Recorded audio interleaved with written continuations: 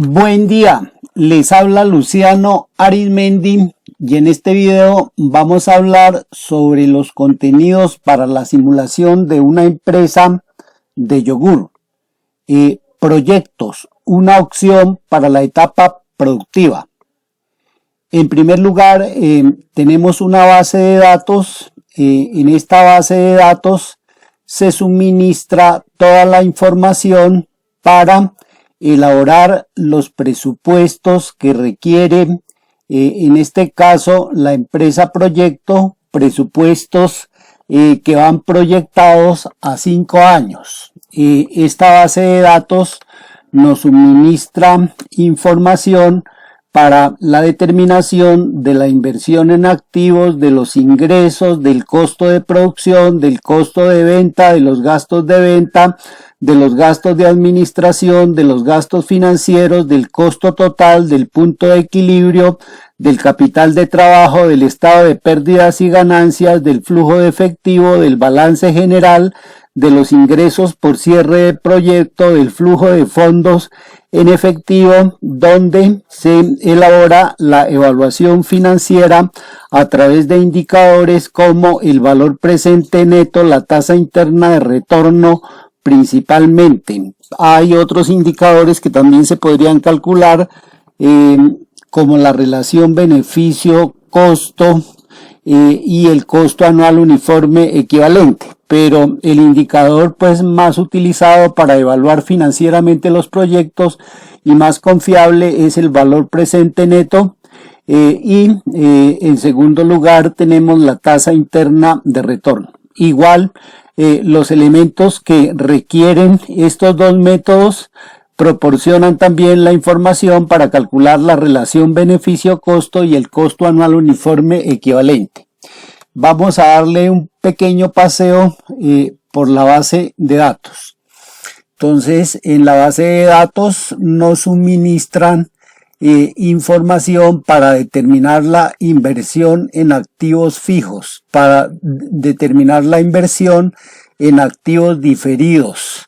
Nos dan la vida útil para los activos de producción, el horizonte del proyecto que es de 5 años, el saldo de efectivo de la empresa para elaborar los presupuestos o tenerlo en cuenta en la elaboración de los presupuestos, las ventas del producto terminado, y nos dan una información que permite hacer el pronóstico de ventas de diversas maneras. Uno es utilizando distribución de frecuencias de las ventas y otro es a través de los métodos de regresión.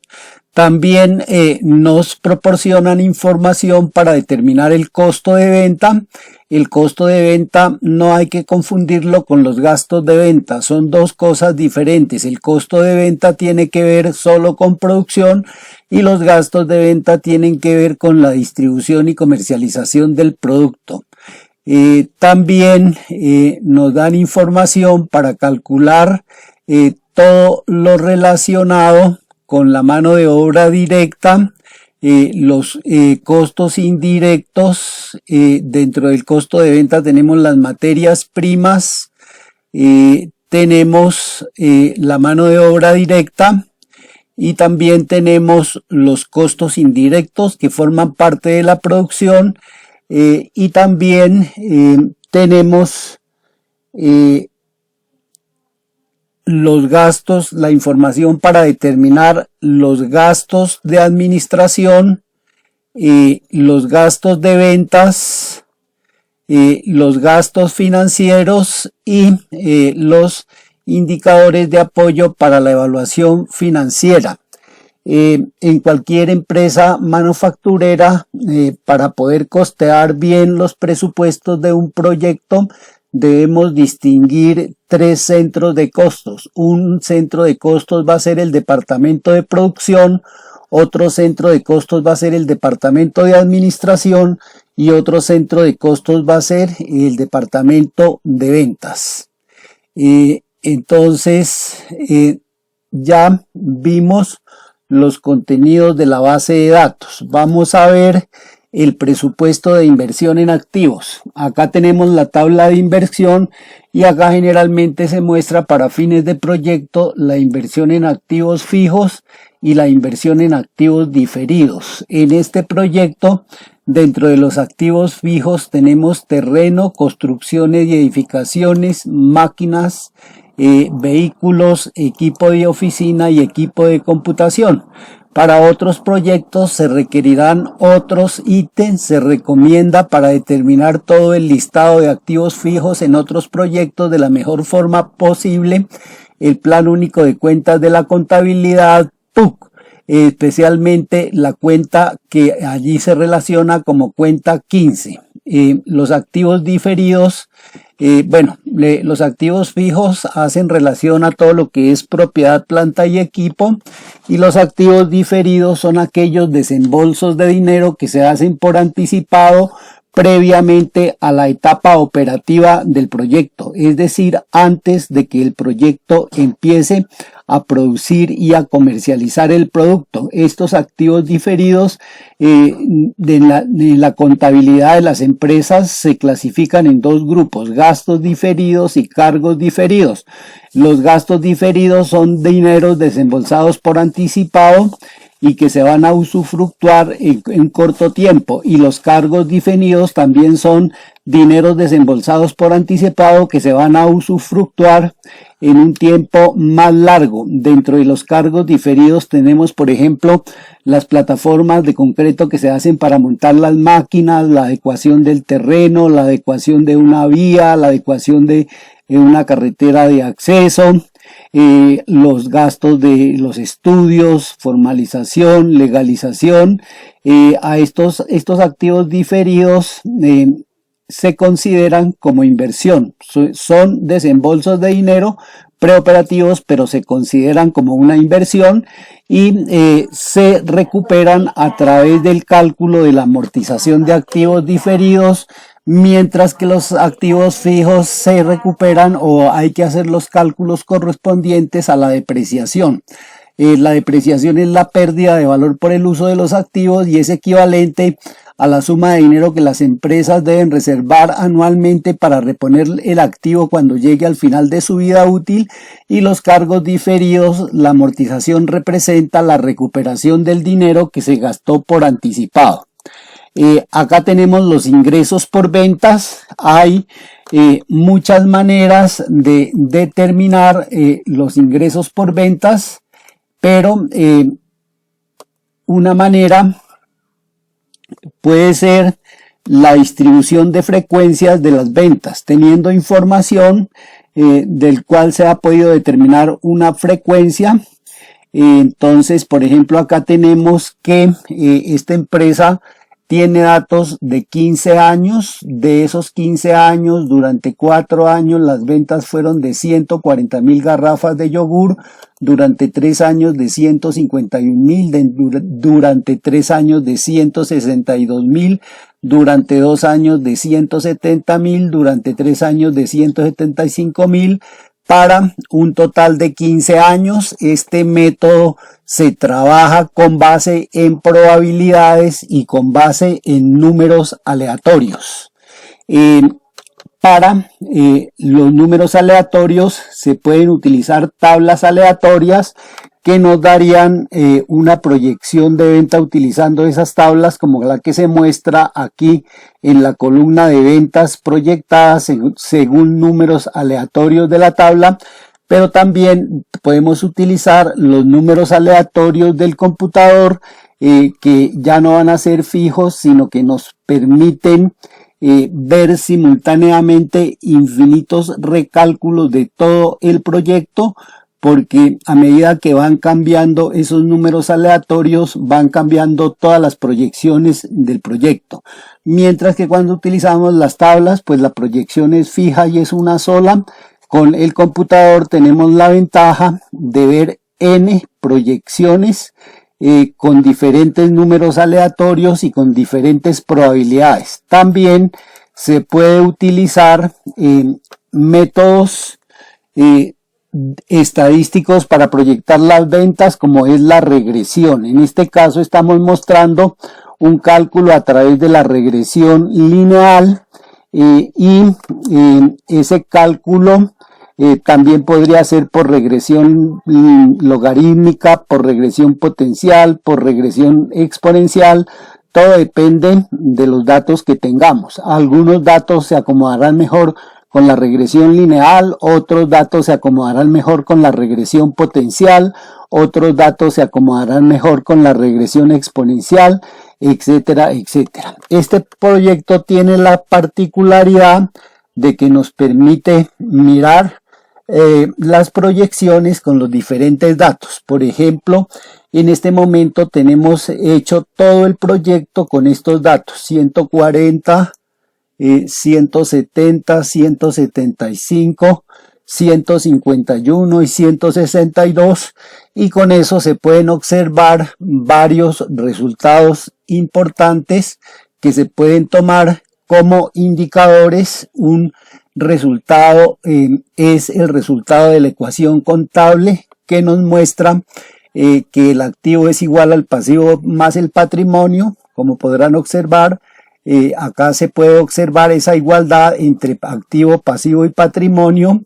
La tasa mínima atractiva de retorno es del 25%, el valor presente de los flujos de operación es 700 millones de pesos y pico, el valor presente neto son 152 y la tasa interna de retorno es 34. Esta información que nos están mostrando fue proyectada con estos datos, pero estos datos son cambiantes. Yo puedo poner a trabajar el proyecto también con estos datos cambiantes. Cuando yo piso la tecla F9, esos datos van cambiando y nos van recalculando todo el proyecto, incluyendo como los 15 presupuestos que tenemos hasta la evaluación financiera. Entonces yo puedo amarrar los cálculos del proyecto a esta opción. Vamos a verlo.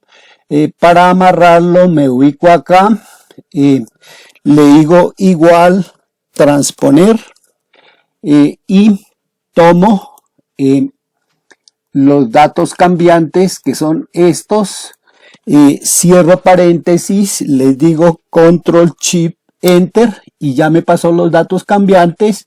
Y ahora vamos a ver cómo empiezan a cambiar todos los resultados del proyecto. Pisamos la tecla F9 y empiezan a cambiar los resultados. Observen que la ecuación contable se conserva. Siempre el activo es igual al pasivo más patrimonio, sin importar qué datos aleatorios nos dé el computador. Entonces vamos a verlo nuevamente. Ahí está la igualdad. Y mire también cómo van cambiando el valor presente neto y la tasa interna de retorno con la tecla 19. La tasa mínima esperada es del 25%.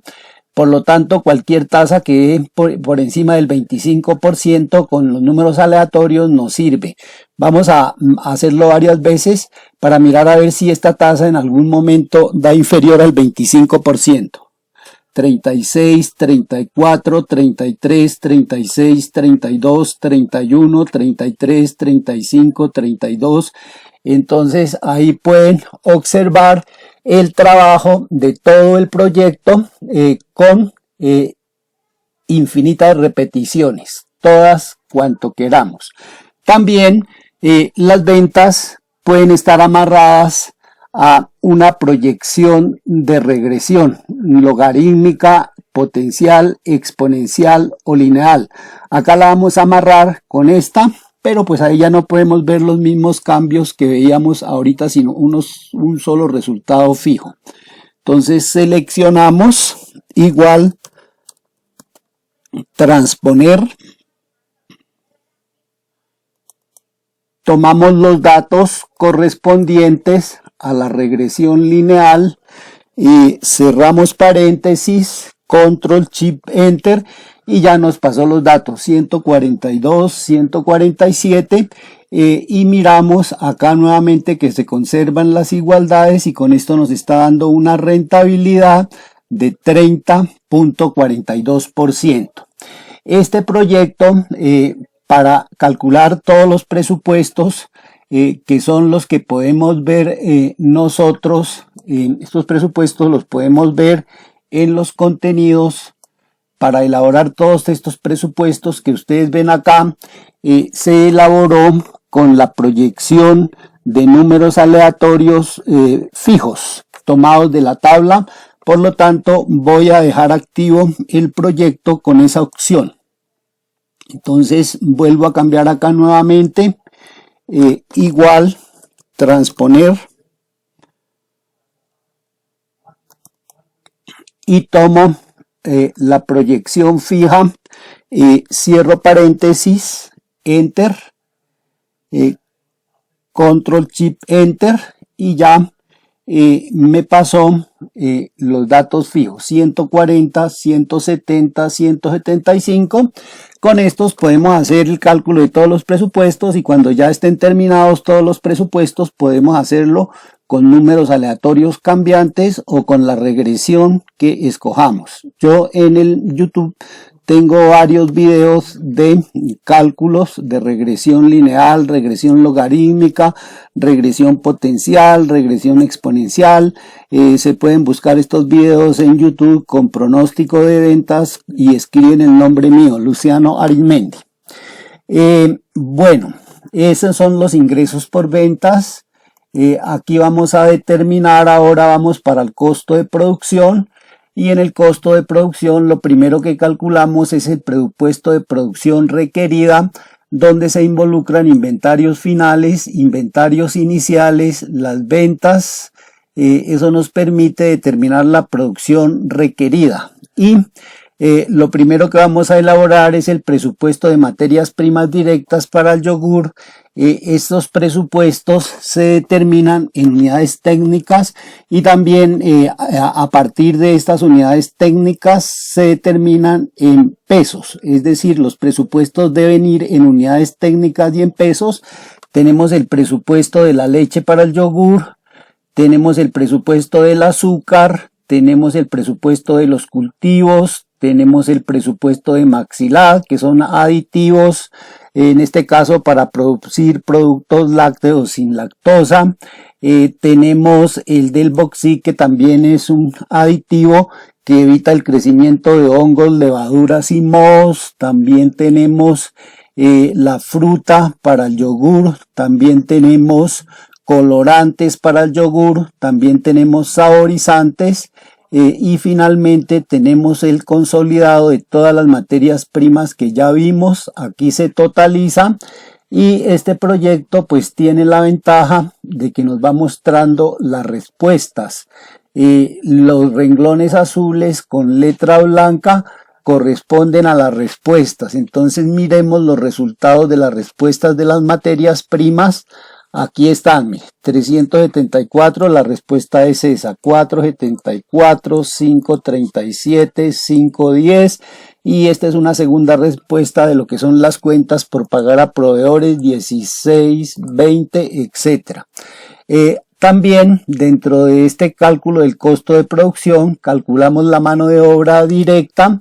En la mano de obra directa se consideran todos los factores correspondientes a prestaciones, cesantías, seguridad social. Aquí se está trabajando con un factor de 53%, y estos factores pues están desglosados en la base de datos. Si nosotros vamos a la base de datos, encontramos el desglose de estos factores. Aquí está los porcentajes de riesgos profesionales, y aquí están todos los porcentajes que se tienen en cuenta para determinar la liquidación tanto de la mano de obra de producción como los salarios administrativos, como los salarios de ventas. Se considera lo relativo con salud, con pensión, con riesgos profesionales, con aportes al SENA, aportes al Instituto Colombiano de Bienestar Familiar, a las cajas de compensación, las vacaciones, la prima legal, la cesantía, el interés, y eso nos da un total de 63, que era el de 53, que era el porcentaje que estábamos viendo acá. Esto pues se puede calcular por separado. Acá calculamos por separado las cesantías y el objetivo de calcularlas es pues para saber cuáles pagos salen en efectivo en el año y cuáles quedan pendientes de pagar o de cobrar según el caso. Tenemos el presupuesto de los costos indirectos. Dentro de ese presupuesto de los costos indirectos tenemos la mano de obra directa. Tenemos la mano de obra directa, se entiende como mano de obra directa todas aquellas personas que están en la planta de producción, mano de obra indirecta, todas aquellas personas que están en la planta de producción, pero que no intervienen directamente en las operaciones de transformación de las materias primas en producto terminado.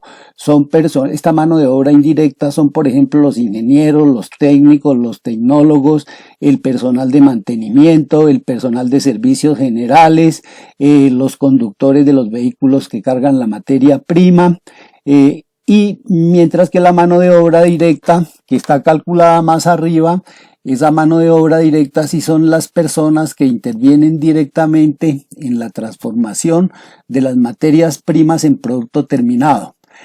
Acá, dentro de los costos indirectos, consideramos la mano de obra indirecta, la depreciación de los activos de producción, que es la pérdida de valor por el uso, y que hay que reservar una cantidad igual a esa depreciación para reponer el activo al final de su vida útil. Tenemos la amortización de activos diferidos, que fueron la recuperación de los dineros desembolsados por anticipado antes de la etapa operativa. Tenemos los servicios de energía y agua, gas, envases, etiquetas, combustible, mantenimiento de activos de producción, y acá tenemos un resumen del costo total de producción y acá tenemos un resumen del costo de producción. Todo lo que se muestra en este cuadro se calculó anteriormente, entonces aquí está el resumen de la materia prima, de la mano de obra directa, de los costos indirectos, el total de la producción en litros para saber el costo unitario de producción, y aquí están las respuestas. Entonces, como pueden ver, las respuestas coinciden todas. Luego tenemos el costo de venta. No hay que confundir el costo de venta con los gastos de venta. El costo de venta es exactamente el costo de la producción vendida en un periodo, porque en el periodo puede haber una mayor producción y que queda completamente terminada, pero que no se vende toda. Entonces, esa producción que no se vende queda en la empresa y entra a formar parte del inventario, mientras que la producción que realmente se vende en el origen, en el periodo, es la que da origen al término de costo de venta. Entonces, si miramos ese costo de venta acá, este es todo el yogur disponible que se estuvo en el año. Este es el yogur que quedó al final, por lo tanto se resta y esto da el costo de venta del yogur. Aquí tenemos los gastos de venta. Pues en todo proyecto es necesario considerar los gastos de venta, porque además de la empresa producir, pues debe vender el producto y también debe tener quien la administre. Por lo tanto, se generan unos gastos de venta y unos gastos de administración.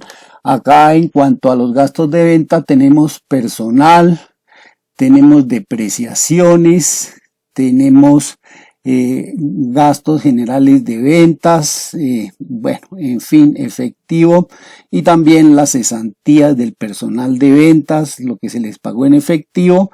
Y acá pues tenemos las respuestas para ir comparando a medida que se va desarrollando el ejercicio. Tenemos el presupuesto de los gastos de administración. Los ítems que componen los gastos de administración son muy similares a los que componen los gastos de ventas. En términos generales tenemos, por ejemplo, servicios, papelería, depreciaciones, amortizaciones, sueldo de personal, en fin, cafetería, papelería.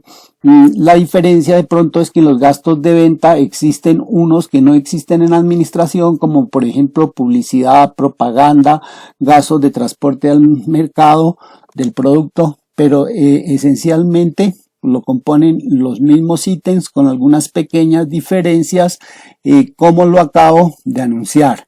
Entonces aquí tenemos los totales de los gastos de administración.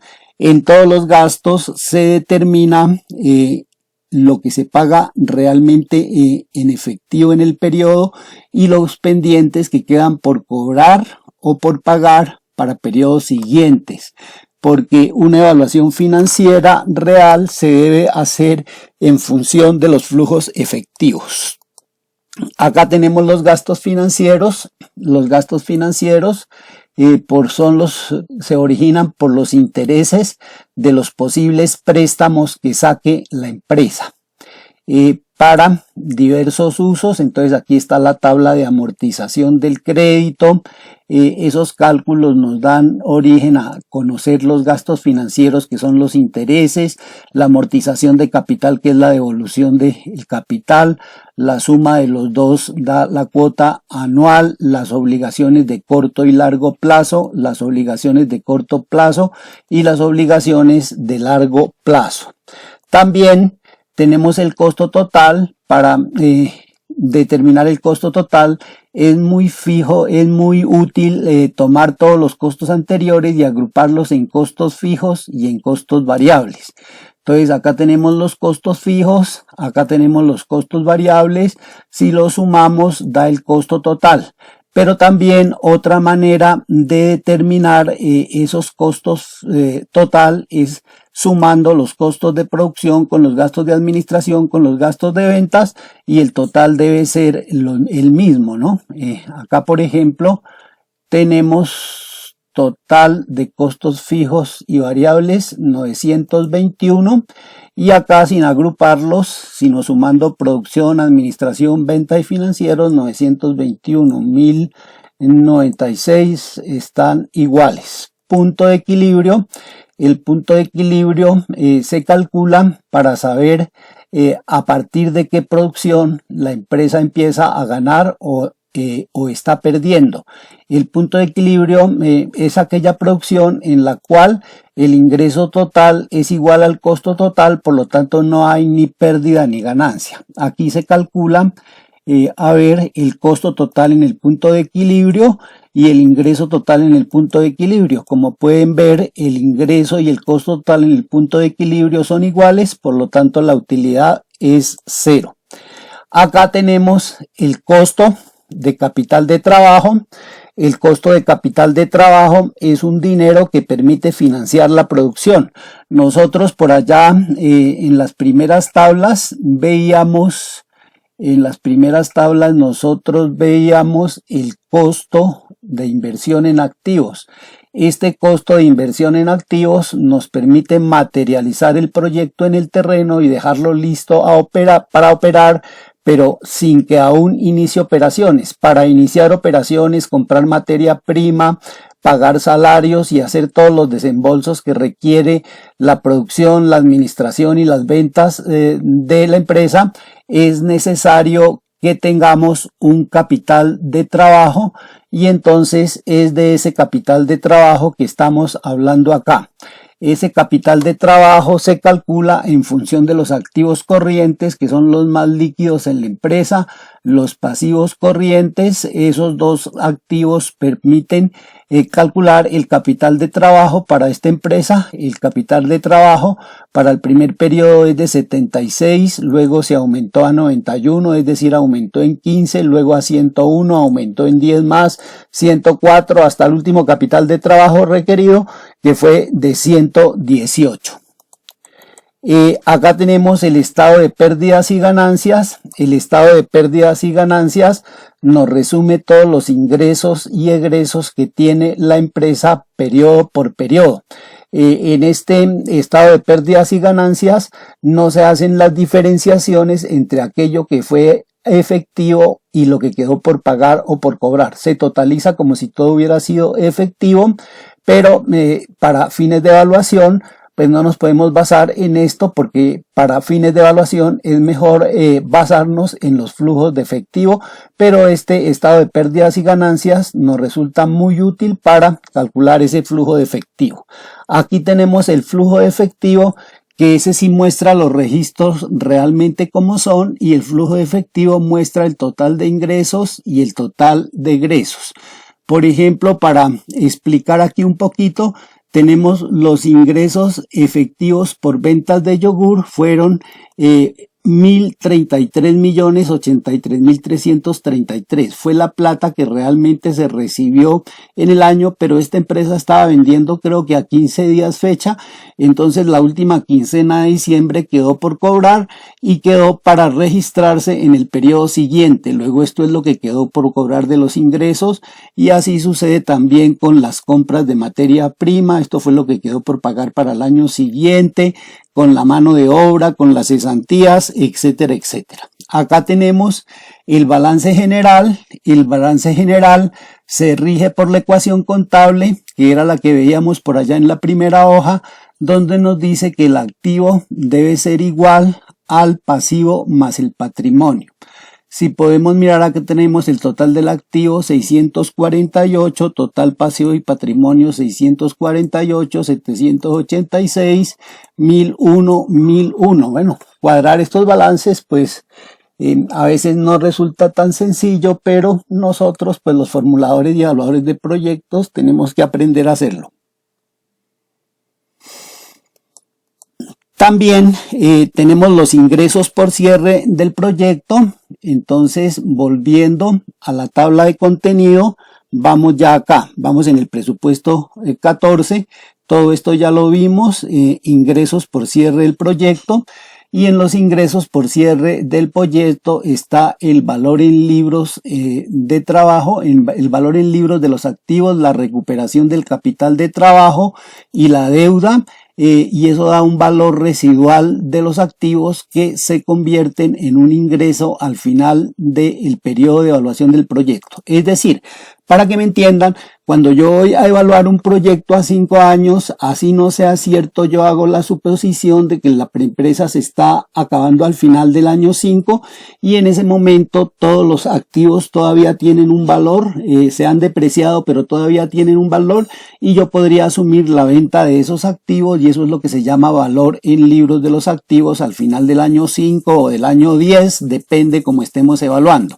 La recuperación del capital de trabajo, pues el capital de trabajo es todo aquel dinero que se encuentra invertido, por ejemplo, en materias primas, en producto terminado, en la plata que se encuentra en las cuentas corrientes de banco, la plata de caja, y todo eso se puede recuperar si la empresa se acaba. Entonces al final tendremos por el cierre del proyecto ingresos por la venta la posible venta de los activos, por la posible recuperación del capital de trabajo, pero asimismo debemos pagar las deudas. Entonces estos 358 serán ingresos, la recuperación del capital de trabajo ingresos, y la deuda de 19 para un ingreso neto de 456. Y por último tenemos el flujo de fondos, y el flujo de fondos basado en el flujo de efectivo que se hizo anteriormente agrupa los ingresos y los egresos también, y se calcula este renglón rojo.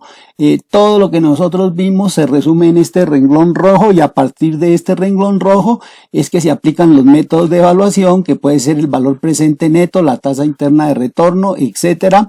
Aquí la ganancia que esperamos para este proyecto era del 25%.